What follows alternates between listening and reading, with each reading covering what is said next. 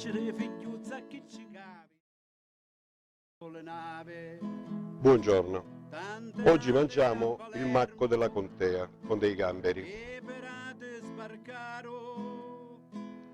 Questo piatto è tipicamente la nostra zona, la zona del ragusano, degli iblei.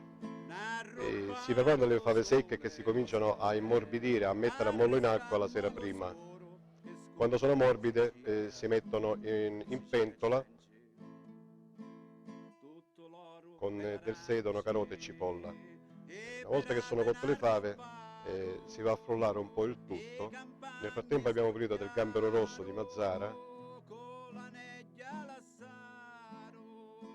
che andiamo a mettere dentro una scodella, crudo, gambero crudo. Quando la crema, perché il macco è una crema, quando la crema è pronta si va a mettere dentro la zuppiera e il macco va a cuocere il gambero rosso.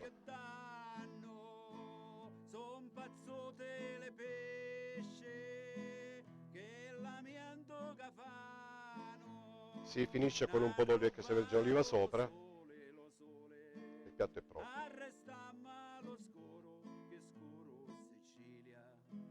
Il piatto è pronto, buon appetito.